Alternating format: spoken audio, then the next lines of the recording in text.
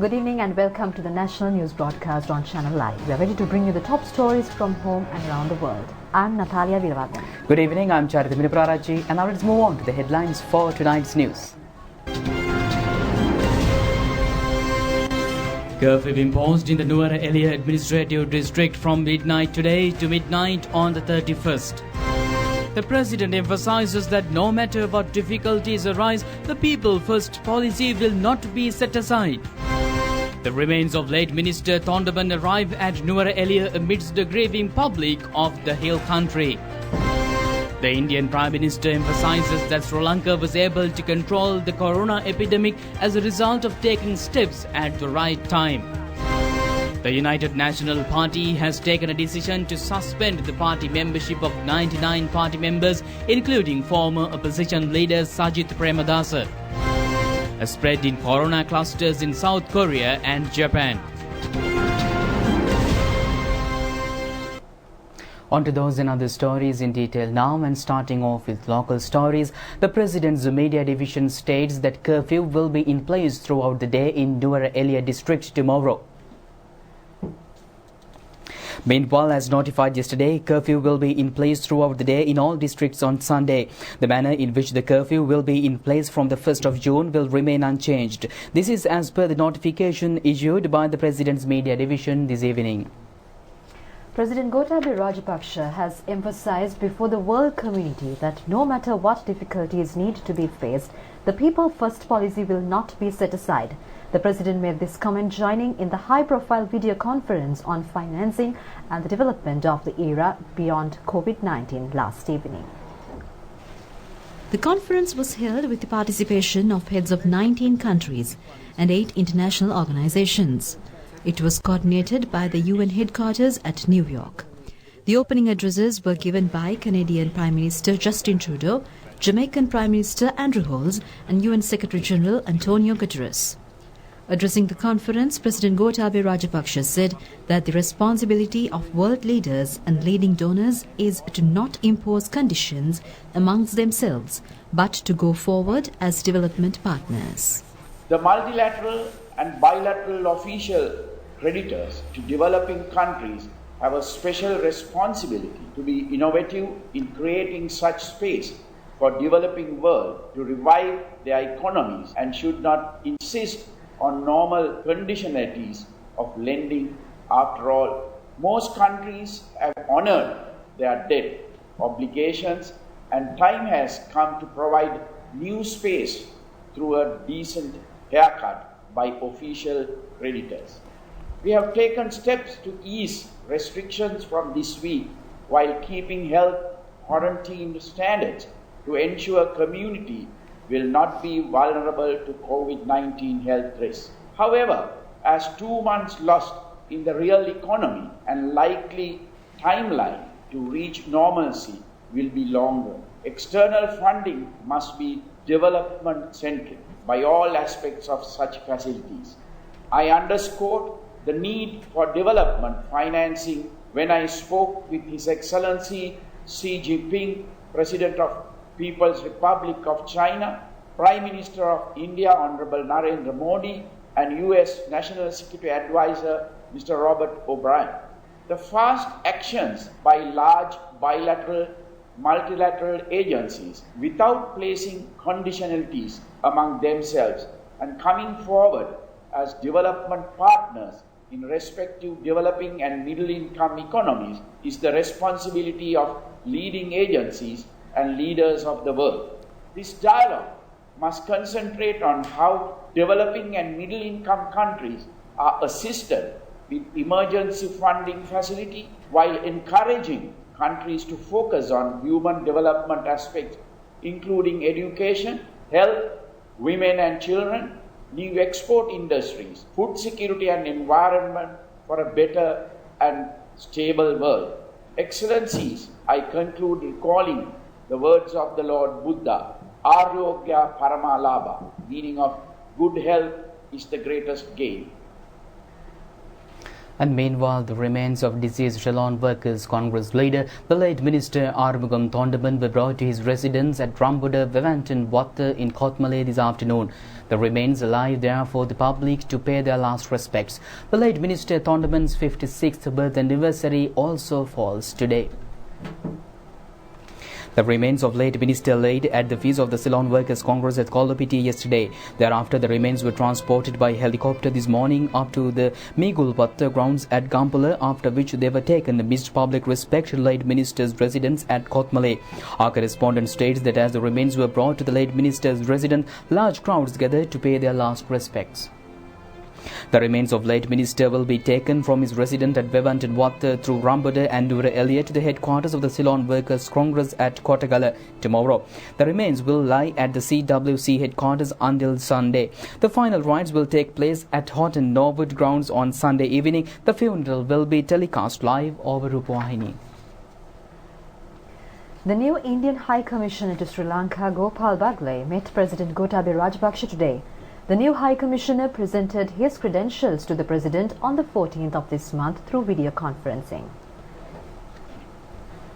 The President thanked the Government of India for assisting Sri Lanka in dealing with the COVID-19 pandemic and stated that he looks forward to further strengthen bilateral cooperation in all spheres between India and Sri Lanka.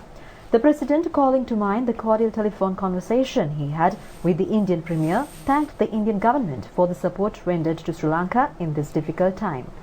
The Indian High Commissioner extended the wishes of the Indian Premier, commending the correct leadership given by President Gotabaya Rajapaksa in a successful battle against the COVID-19 epidemic, emphasized on further strengthening cooperation between countries in the region to overcome challenges.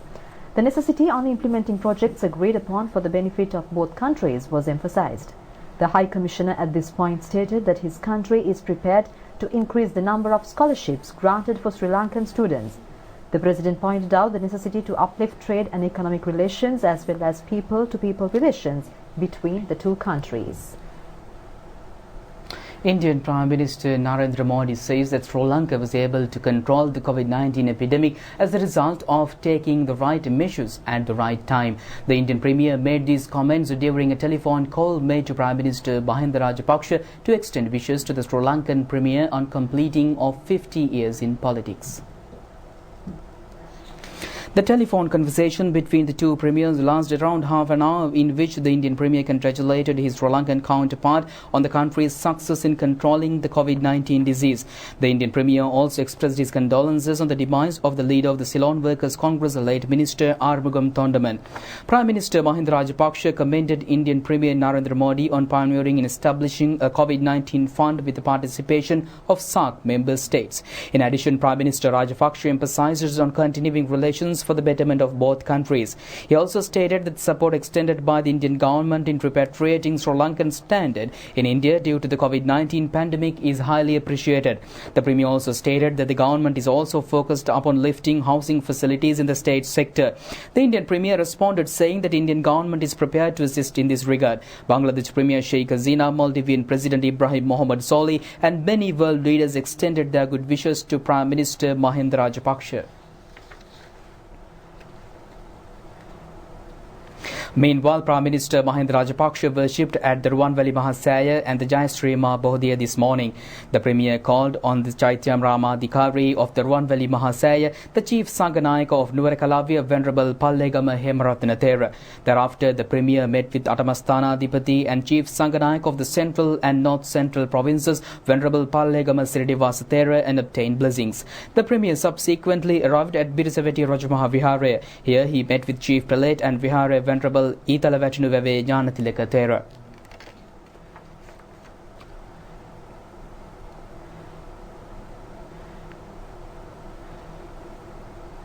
Prime Minister Mahinda Rajapaksa extended his wishes to the Mahasangha of Malwata chapter Most Venerable Tibbatuwave Sri Srumangala Thera on Thera's 76th birthday. The Thera was born in 1944 in Tibbatuwave village in Kohonsia, Pattua in Mathale. The Premier respectfully called to mind a service rendered by the Thera for the betterment of the Sasana. The felicitation message issued by the Prime Minister appreciated the advice and exhortations given by the Thera to the government and the countries at various junctures was highly commended commending the significant service rendered by the Thera in giving leadership to the Sambuddha Sasana and the Bhikkhus of Sri Lanka.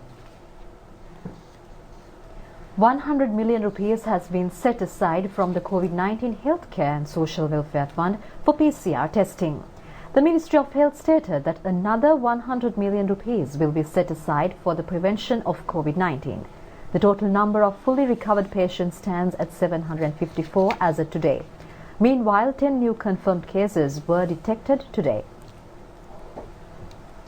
Out of the new confirmed cases reported today, 7 persons are Navy personnel, while the other 3 have returned from overseas. The total number of patients undergoing treatment currently stands at 776. 471 of the total COVID-19 infected persons in the country have been reported from those who have arrived from other countries. This is 30.58% of the total number of infected persons. 760 of the COVID-19 identified patients are Navy personnel. This accounts for 49.35%.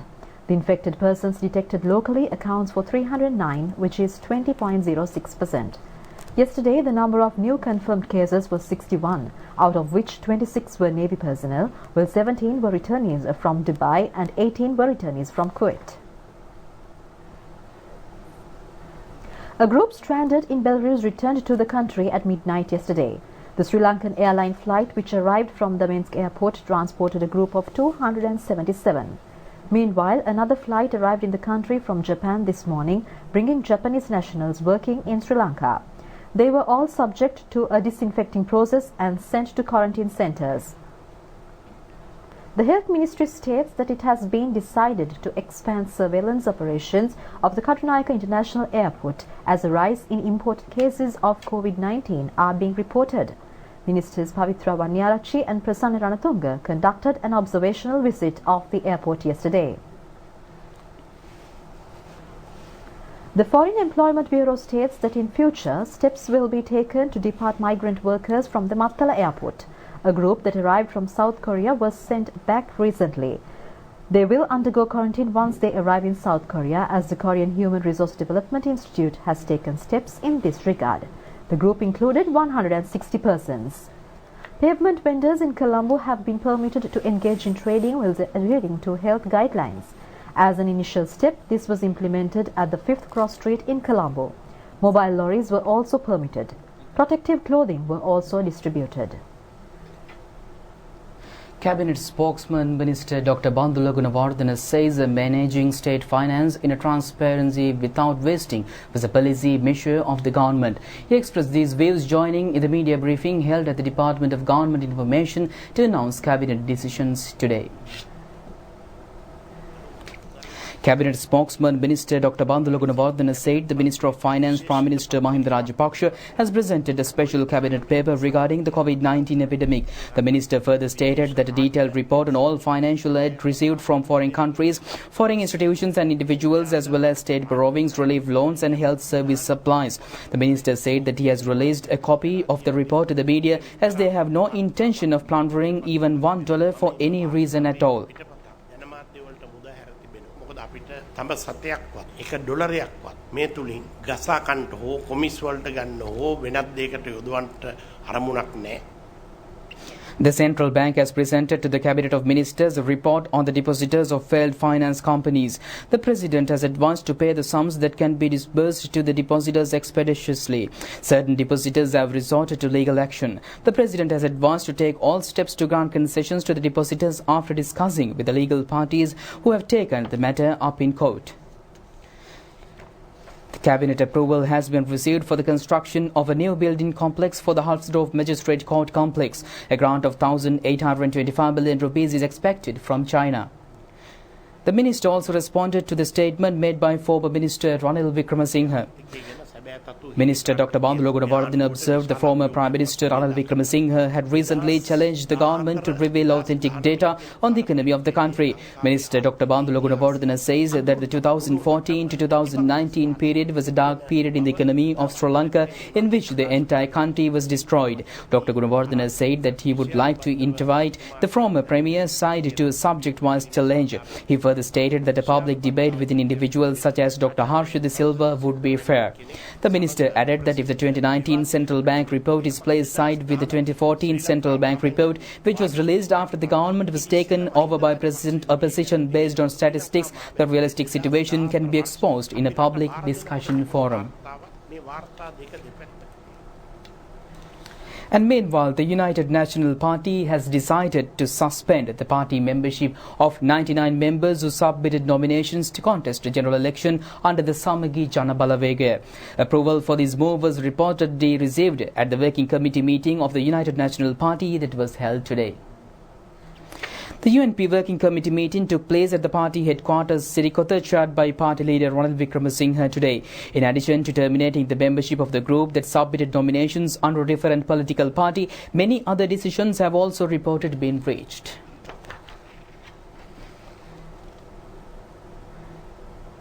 General Secretary of the Samagi Janabalavega, Ranjit Madhuma Bandara, says a minority of the United National Party is not able to remove contestants of the Samagi Janabalavega. Speaking at a media briefing held in Colombo today, General Secretary of the Samagi Janabalavega, former parliamentarian Ranjit Madhuma Bandara, said that the working committee of the United National Party had 66 members. He further stated that 37 out of these 66 members met at the headquarters of the Samagi Janabalavega today. The former MP added that at the meeting it was discussed that a minority is unable to remove them or prohibit their membership.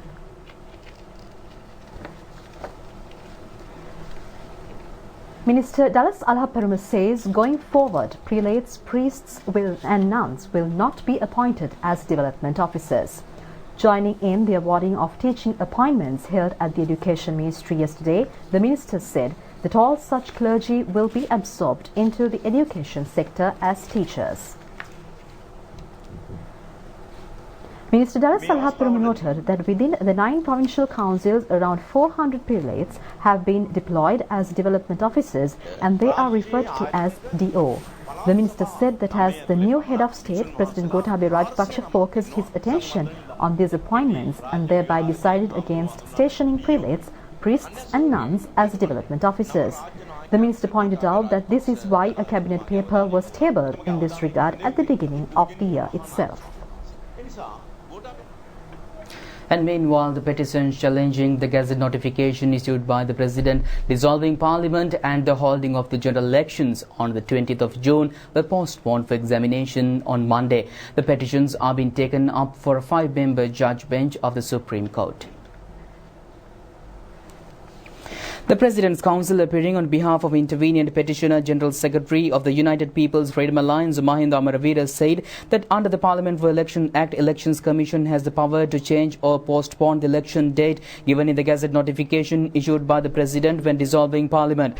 The President's Council, appearing on behalf of Anura Fonseca, who has filed another intervenient petition, stated that the letter sent to the President in April by a group of a party leader of the opposition calling on the dissolved Parliament to be reconvened as baseless. The President's Council alleged that the opposition group has made the request with the ulterior motive of delaying holding of the general election. The attorney called on the court that as an order be issued to Election Commission for the election to be held without delay. The attorney on behalf of Attorney at Law Prebanath Dolavath stated that once President has dissolved Parliament, its tenure comes to an end. He further stated that as per the Constitution, except in the event as a state of emergency, the President is not bound by the Constitution to reconvene the already dissolved Parliament. An attorney appearing on behalf of another intervenient petition stated that the Gazette notification issued by the President on 2nd of March dissolving Parliament is valid until the 2nd of June. At this point, Chief Justice Jayanta Jayasuriya questioned the attorney, pointed out that in intervenient petition filed by his client, it states that if the relief appeared by petitioners is granted, his client will suffice prejudice. Given the fact the Chief Justice stated that there is a contradiction between the verbal submissions and written submissions filed before courts in the intervenient petition. Therefore, the Chief Justice inquired into whether the attorney is representing submissions in supporting of the stance of the petitioners or in opposition of the stance of the petitioners. In order to clarify the situation that arose, court proceedings was halted for a period of 10 minutes and therefore, since the submissions put forward do not support legal proceedings underway before the court, the 5-judge bench decided to suspend the hearing of submissions pertaining to the petitions. Thereafter, further examinations of the petition was postponed to 10 a.m. on Monday, on which attorneys representing the plaintiffs will submit their responses. Deposits of the Itukama COVID-19 Healthcare and Social Security Fund have exceeded 1,213 million rupees. Employees of the public service in the North Central Province have donated 25 million rupees to this fund, and the cheque was handed over by Provincial Governor Mahipala Herath to President Gotabaya Rajapaksa today. The Past Teachers Association of the Vihara Mahadevi Vidyalaya at Kiribatgoda handed over a donation of 100,000 rupees to Director General of the President's Office, retired Major General K.B. Egodavela. The Disaster Management Centre has contributed with a sum of 247,538 rupees, whilst Hiruji Marine Enterprises has made a contribution of 1 million rupees. The Adhikarana Sanganayaka of the Northern and Eastern Provinces, Venerable Kirindivela Somarathana Thera, donated 61,000 rupees to the fund. A returnee from England by the name of D. Priyantha Samarakon, who underwent quarantine at the Diyagama Technical University, has contributed 25,000 rupees. A group of returnees from Australia who underwent quarantine at the Rajagiri Ayurveda Hospital has contributed 825,000 rupees. An American resident by the name of Swarna Sirivardhana has made a contribution of 1,099,668 rupees. The National Building Research Organisation has donated 500,000 rupees. The Project Management Unit of the Ministry of Education has contributed 1,013,174 rupees. Slim Pharmaceuticals Private Limited has donated 1 million rupees. Contributions to the fund can be made by accessing the website www.itukama.lk or by dialing #207#. And with that, we conclude tonight's news, which is tomorrow at the very same time. Stay safe. Good night. Good night.